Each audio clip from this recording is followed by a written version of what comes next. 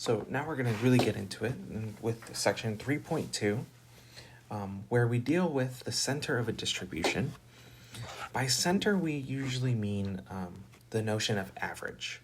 So you probably use the word average in your everyday life, at work, in school, but it conveys the idea that a lot of your data points, most of your data points, are close to this ideal value. And we come back to center a lot, not only in this section of not only in this unit, but also later on in the class. So what I have here is a sample data set. Each data value represents a recorded number of accidents at an intersection somewhere in Sacramento. And this recorded number is a monthly number taken over the last few years. So this is simulated data, of course, but it represents a very real data distribution. And so you'll notice that this is quantitative, first of all, and discrete. So when we have quantitative data, we can do a whole lot of things in order to determine the center or the centrality of our data. And probably the most common, or the one that we usually think of when we say average, is what we call the mean. So the mean,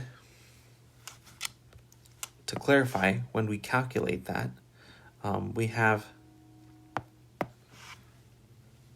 we denote it two different ways, depending on whether we have a sample or a population.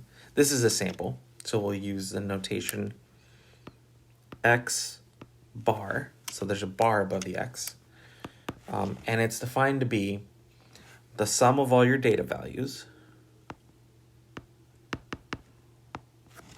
n being the sample size,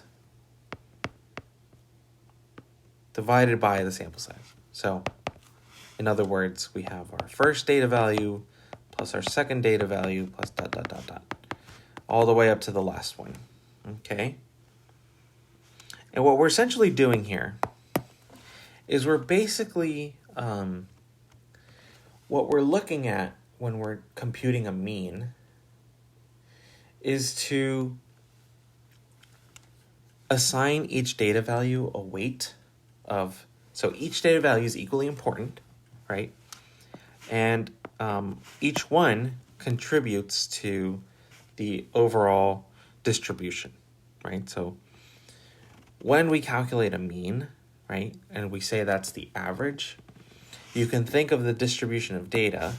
For instance, if this is your not histogram, but like the fitted curve for a histogram, or if you have a really, really fine histogram, right, maybe it's all these bars here. What your mean actually does is it imagines that you can take this distribution, right, and balance it on a hinge point. So wherever that is, right, maybe it's here. If you could physically take that distribution and you had to find the balancing point, it would be at that value. Okay. Now, again, the X bar notation, that's for sample.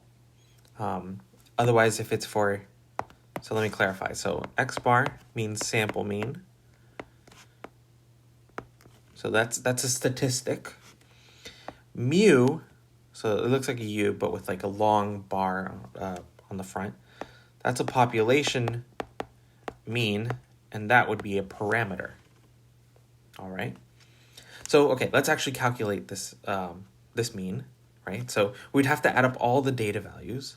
So we have X bar equals 0 plus 0 plus 0 plus 0 plus, and so on, all the way through. There are 20 data values here, if you notice. So we're going to divide by 20. And you can do this more efficiently on a calculator if you want. You can use your TI-84, put it in an L1 list, and then use the one-var stats tool. Otherwise, you can also put it in Google Sheets, and you can calculate it using the function called average. So I'm right now putting this into my calculator. Make sure you are typing in everything correctly. And I get 37 divided by 20, which is not going to give me a nice even number, right? I actually get 1.85, okay? So in terms of average here, what we're saying is our mean number of accidents here, so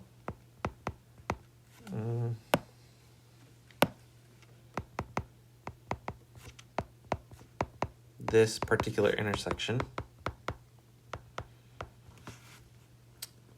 and one really important thing to note is that a mean is actually very sensitive to extreme values.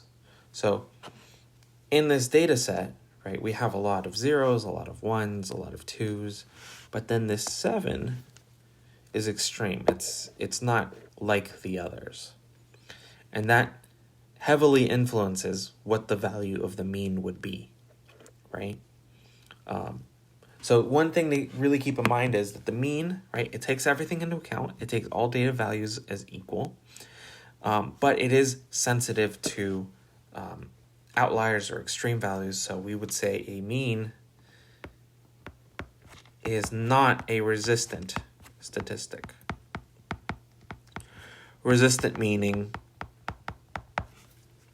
that you can add extreme values and it doesn't affect the value of the mean as much, or that statistic as much.